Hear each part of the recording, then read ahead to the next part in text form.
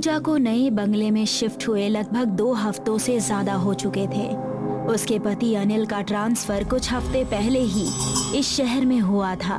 पूजा का बेटा गोल्डी, जो 10 साल का था, उसे ये बंगला पहले ही नजर में पसंद आ गया था। लेकिन जब से पूजा ने इस बंगले में कदम रखा था तो उसे हमेशा अजीब सा महसूस होता रहता। सारे पड़ोसी उसे अजीब नजरों से देखकर उससे दूरी बनाए रखते। उस रात पूजा अपने गोल्डी को सुलाकर अपने बेडरूम में आ गई। पूजा को गुमसुम देखकर अनिल मुस्कुराते हुए कहता है, क्या बात है पूजा, आज बड़ी चुप चुप हो। डिनर पर भी मैंने देखा कि तुमने ज्यादा बात नहीं की। सब कुछ ठीक तो है ना? अनिल, मैंने नोट किया है कि जब से हम इस बंगले में रहने के लिए आए हैं तब से इस बंगले के पड़ोसी हमें बहुत अजीब नजरों से देखते हैं। बस इतनी सी बात? मुझे लगा पता नहीं ऐसी क्या बात हो गई जिसने तुम्हें परेशान करके रख दिया है। नहीं, वो बात नहीं है अनिल।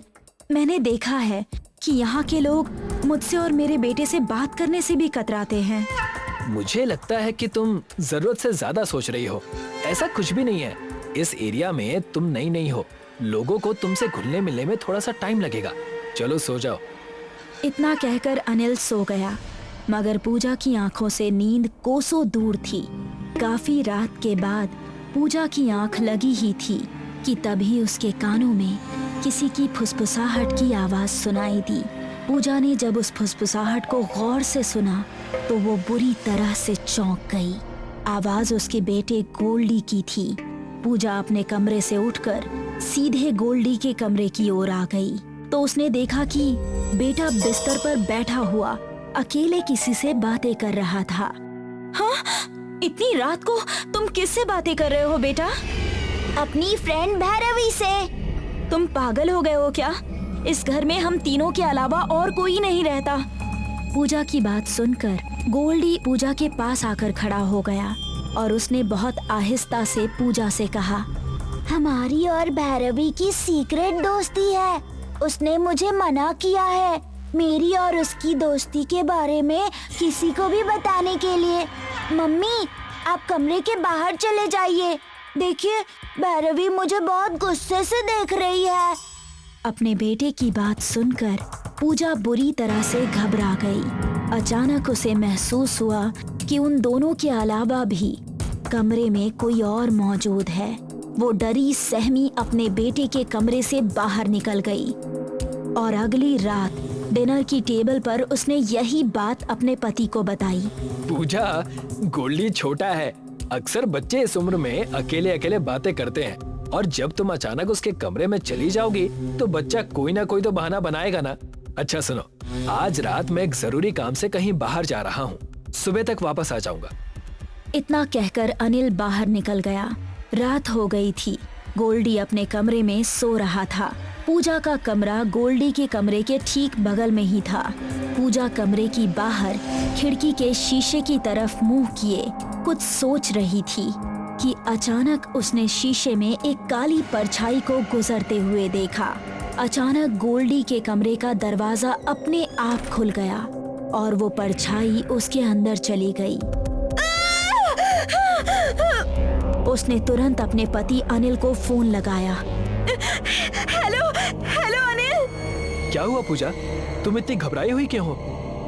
अनिल, ये घर बिल्कुल भी ठीक नहीं है। मैंने अभी अभी एक काली परछाई को गोल्डी के कमरे के अंदर जाते हुए देखा। तुम तुरंत आ जाओ प्लीज।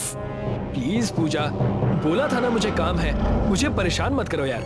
मैं वापस नहीं आ सकता। सुबह तक लौट कर आऊंगा।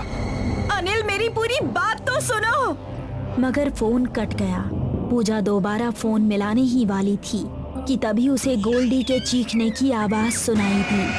पूजा गोल्डी के कमरे में पहुंची, मगर उसने देखा कि गोल्डी अपने कमरे से गायब था।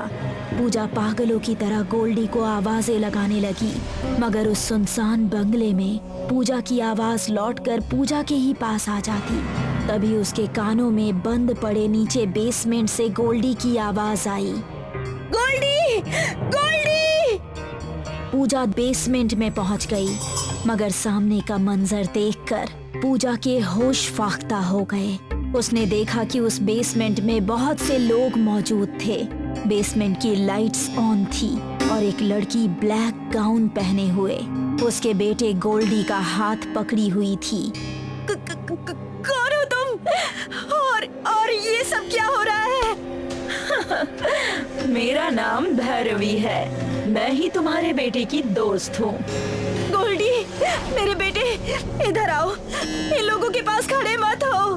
नहीं, मैं अपनी फ्रेंड को छोड़कर अब तुम्हारे पास नहीं आऊंगा। मुझे यहाँ बहुत अच्छा लगता है। घबराओ मत, गोल्डी अब तुम्हारे पास कभी नहीं आएगा, लेकिन अब तुम भी ऊपर कभी वापस नहीं जा पाओगी। उस लड़की ने इतना कहा ही था और अचानक भैरवी का चेहरा किसी डायन में तब्दील हो गया। उसने बेहद फुर्ती से पूजा को पकड़ लिया। पूजा बुरी तरह चिल्लाने लगी। पूजा ने देखा कि गोल्डी का चेहरा भी काफी भयानक हो गया था। अचानक भैरवी ने गोल्डी की ओर देखकर कहा, देखते क्या हो माय फ्रेंड, ये लो चाकू और इसका गला काट दो। हमें तुम्हें इन सबको इसका खून पीना है। गोल्डी ने बगैर देरी किए एक झटके में ही वो चाकू अपने माँ की गर्दन पे चला दी और एक खून का फुहारा पूजा की गर्दन से फूट पड़ा। देखते ही देखते गोल्डी और बाकी सब लोग गायब हो गए। अगली सुबह जब अनिल वापस आया तो उसने अपनी पत्नी और बेटे को वहां पर नहीं पाया। उसने मोहल्ले वालों से भी पूछताछ की, मगर सबने यही कहा कि हम में से किसी ने भी उन दोनों को नहीं देखा। तभी एक घर से एक बुजुर्ग औरत निकलकर अनिल के सामने आकर बोली, अब वो तुम्हें कभी नहीं मिलेंगे बेटा। क्या कहना चाहती हैं आप? बेटा, ये बंगला बरसों से वीरान पड़ा है। जानते हो क्यों? आज से 50 साल पहले यहाँ पर एक भैरवी नाम की डायन रहती थी। ये क्या बोल रही हैं आप? एक तो मैं वैसे ही परेशान हूँ, ऊपर से आप मुझे दिलासा देने की बजाय दकियानुसी बातें सुना रही हैं। मेरी पूरी बात तो सुन लो बेटा। आज से 50 साल पहले यहाँ पर भैरवी नाम की एक लड़की कुछ लोगों को लेकर रहने के लिए आई थी, जिन्हें वो अपना रिश्तेदार बताती थी। उस वक्त ये एरिया लोगों से आबाद था। भैरवी के आने के बाद इस मोहल्ले से अचानक बच्चे और जवान गायब होने लगे।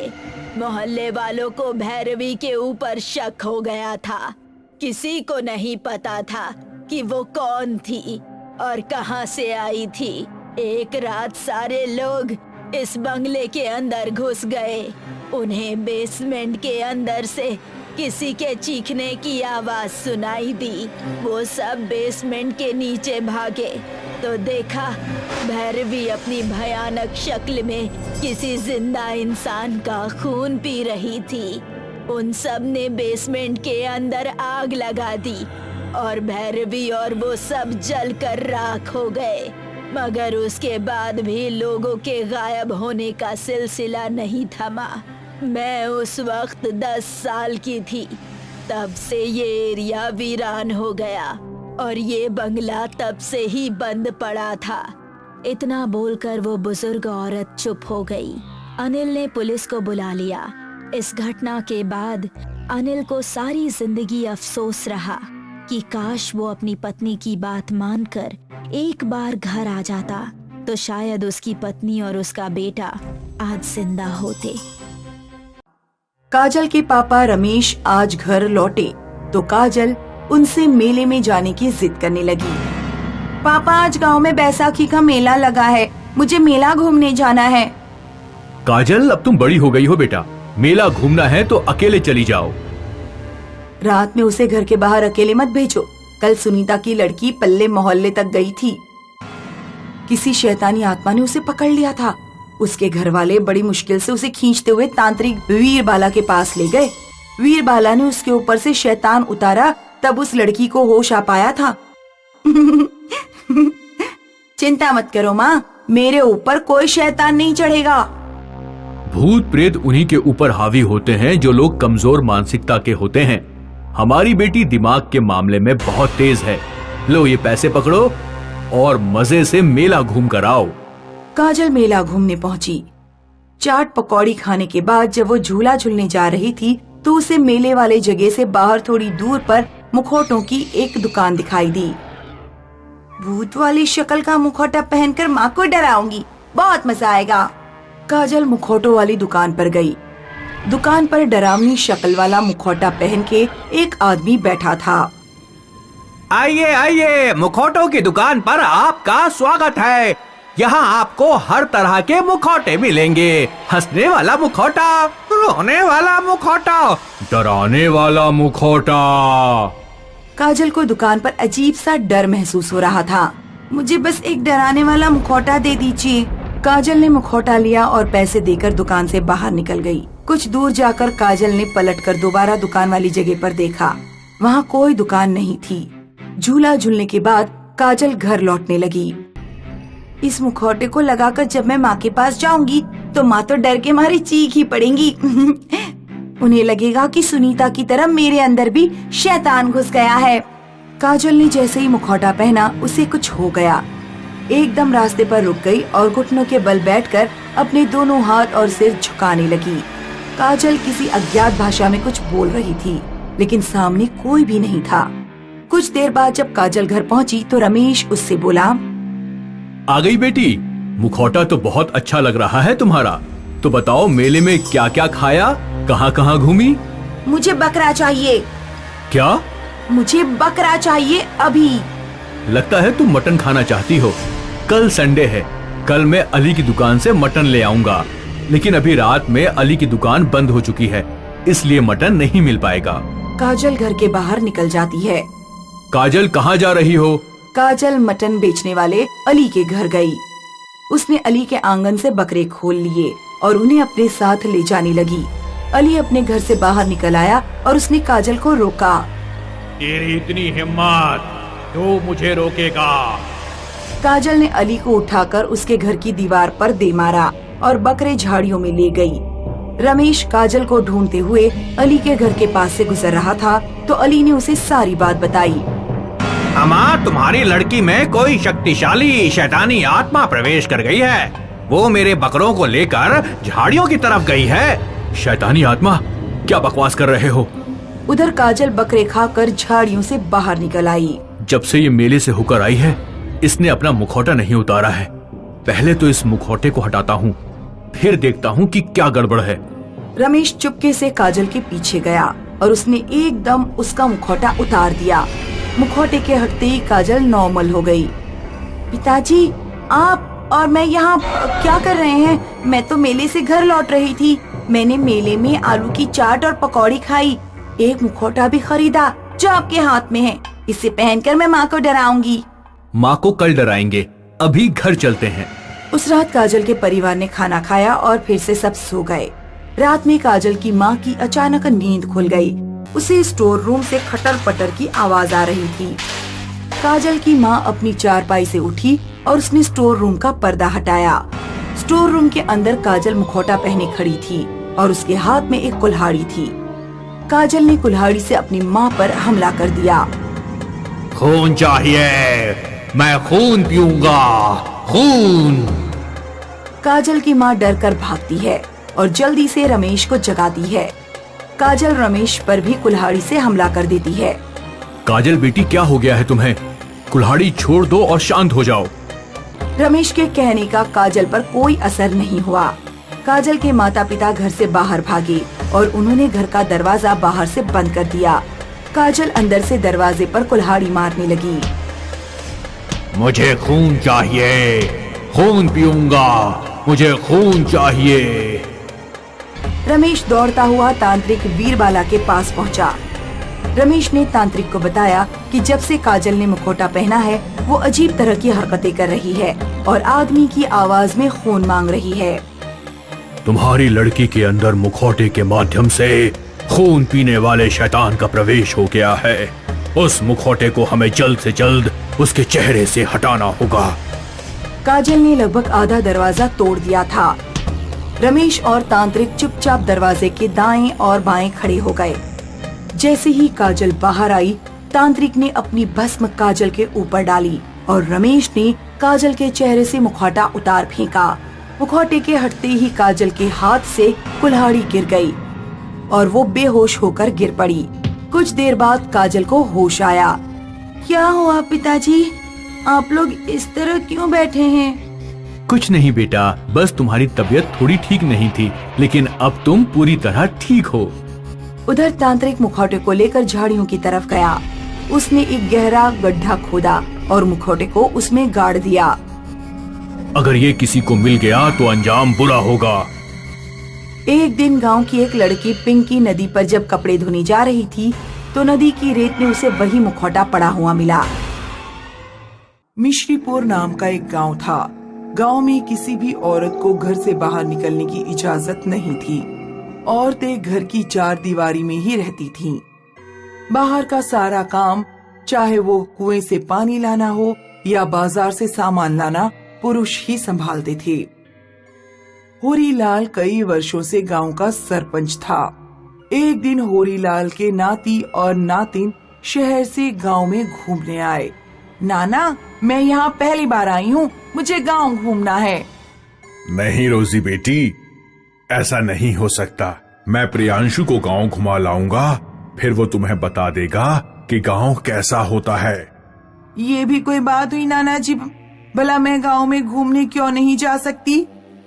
कई साल पहले की बात है। एक गांव में कहीं से गर्भवती औरत आई थी जिसके पैर उल्टे थे। गांव वालों ने उस डायन को गांव से भगा दिया। कुछ दिन वो जंगल में दिखाई दी, फिर रहस्यमयी तरीके से गायब हो गई। गांव के बड़े बूढ़े कहते हैं कि वो चुड़ैल थी जो 2 जुड़वा बेटियों को जन्म देकर मर गई थी। उसकी जुड़वा बेटियां किसी भी औरत के सिर पर हाथ रखकर उसका रूप धारण कर सकती हैं। वो औरतों का रूप धारण करके गांव के घर में जाती है और मर्दों का खून चूस लेती है। इसलिए गांव में किसी भी औरत को घर से बाहर नहीं निकलने दिया जाता। रोजी बहुत उदास हो गई क्योंकि उसकी गांव की खुली हवा में घूमने की बहुत इच्छा थी। जब नाना सोने चले गए तो प्रियांशु रोजी से बोला, तुम चिंता मत करो, किसी दिन मैं चुपके से तुम्हें गांव घुमा लाऊंगा। तुम मेरे कपड़े पहन लेना और बंदर वाला टोपा लगा लेना। इन भूत चुड़ैलों से मैं नहीं डरता। एक रात जब होरीलाल शादी में गया हुआ था तो प्रियांशु और रोजी गांव में निकल गए। अरे वाह, ये कुआं तो देखो कितना गहरा है, मैं इससे पानी निकाल कर देखती हूँ। उधर जुड़वा चुड़ैले पेड़ पर बैठकर किसी शिकार का इंतजार कर रही थी। कुएं पर कौन है? मुझे ऐसा क्यों लग रहा है कि उनमें से कोई एक औरत है। मुझे तो दोनों आदमी लग रहे हैं। मैं औरतों की महक बहुत दूर से सूंघ लेती हूँ। इन दोनों में जरूर कोई एक स्त्री है, लेकिन कौन है ये पता करना पड़ेगा। कुआं देखने के बाद प्रियांशु और रोजी इमली के पेड़ से इमली तोड़कर खाने लगी। तभी अचानक उनके ऊपर 2 कपड़े गिरे। एक बहुत सुंदर फ्रॉक थी और दूसरी लड़कों की शर्ट। ये शर्ट और फ्रॉक कहाँ से गिरे? ये फ्रॉक तो बहुत सुंदर है। तभी झाड़ियों में से किसी औरत के चीखने की आवाज आई। हाँ, ये आवाज कैसी? तुम डरो मत, मैं अभी देख कर आता हूँ। रोजी ने उसे रोका, लेकिन प्रियांशु नहीं माना और झाड़ियों में घुस गया। जुड़वा चुड़ैलों में से एक चुड़ैल झाड़ियों में छुपकर बैठी हुई थी। उसने अपने खतरनाक पंजे से प्रियांशु की गर्दन पकड़ ली। दूसरी चुड़ैल रोजी के पीछे गई। फ्रॉक चुनकर तूने बता दिया कि तू लड़की है। चुड़ैल ने एक हाथ से रोजी की गर्दन पकड़ी और दूसरा हाथ उसके सिर पर रखकर रोजी का रूप धारण कर लिया। कुछ देर बाद प्रियांशु झाड़ियों में से बाहर निकला। रोजी, भागो यहाँ से, झाड़ियों में एक चुड़ैल है। मैंने बहुत मुश्किल से उससे अपनी गर्दन छुड़ाई है। प्रियांशु को पता नहीं था कि वो रोजी नहीं बल्कि चुड़ैल है। प्रियांशु रोजी के धोखे में चुड़ैल को लेकर घर चला जाता है। कुछ नहीं हुआ नाना जी, सब ठीक है। प्रियांशु और नाना सो जाते हैं, लेकिन रोजी बिस्तर में जागती रही। रात के 2 बजे वो उठी और गांव के घरों में गई। क्या हुआ? कौन हो तुम? सरपंच जी मेरे नाना हैं। उन्होंने मुझे आपको कुछ पैसे देने के लिए बोला है। पैसों की बात सुनकर आदमी खुश हो गया और उसने रोजी को अपने घर के अंदर बुला लिया। इस तरह चुड़ैल रोजी के रूप में कई घरों में गई और गांव के दर्जन भर आदमियों का खून पी गई। अगली सुबह पूरे गांव में हाहाकार मच गया। औरतों के रोने की आवाज सुनकर होरी लाल घर से बाहर आया। सरपंच जी की नातिन के रूप में चुड़ैल आई थी और मेरे पति का खून पी गई। होरी लाल समझ गया कि कल रात रोजी और प्रियांशु के बाहर जाने के कारण चुड़ैलों को मौका मिल गया। होरी लाल अपने घर की ओर भागा। प्रियांशु बिस्तर पर सो रहा था और रोजी गायब थी। हे भगवान, शुक्र है चुड़ैल ने प्रियांशु का खून नहीं पिया। क्या हुआ नाना जी? तुम लोगों की वजह से बहुत बड़ी मुसीबत हो गई। होरीलाल गांव में हुई चीजों के बारे में प्रियांशु को बताता है। नाना जी, क्या रोजी अब कभी वापस नहीं आएगी? पता नहीं बेटा, मेरी तो कुछ समझ में नहीं आ रहा। क्या चुड़ैलों को मारने का कोई तरीका नहीं है? हम गांव वालों में से कोई चुड़ैल को नहीं मार सकता। उन्हें कोई ऐसा पुरुष ही मार सकता है जिसकी पीठ पर ओम का निशान हो। साधारण पुरुषों का वो खून पी जाती है। संयोग से प्रियांशु की पीठ पर ओम का निशान था। नाना जी, मेरी पीठ पर ओम का निशान है। मुझे बताइए कि चुड़ैल को कैसे मारा जा सकता है? अगर चुड़ैल से हनुमान के ऊपर हाथ रखवा लिया जाए तो वो मर जाएगी। प्रियांशु के दिमाग में एक आइडिया आया। उसने औरतों की तरह साड़ी पहन ली और सर पर पल्लू डालकर उसने हनुमान की एक मूर्ति रख ली। वो देर रात में कुएं के पास जाकर पानी भरने लगा। अरे वाह, आज तो बहुत सुंदर स्त्री यहाँ आई है। इसका रूप धारण कर लिया तो गांव के हर घर में प्रवेश मिल जाएगा। चुड़ैल कुएं पर गई और उन्होंने औरत के धोखे में प्रियांशु की गर्दन पकड़ ली। जैसे ही दोनों चुड़ैलों ने प्रियांशु के सिर पर हाथ रखा, उनका हाथ हनुमान की मूर्ति पर पड़ गया। दोनों चुड़ैल उसी समय जलकर राख हो गईं और उनमें से रोजी सहित गांव की वे सभी औरतें निकल आईं जिनका रूप चुड़ैलों ने धारण किया था। गांव वालों ने प्रियांशु को बहुत शाबाशी दी। छुट्टियां मनाकर प्रियांशु और रोजी अपने घर लौट गए।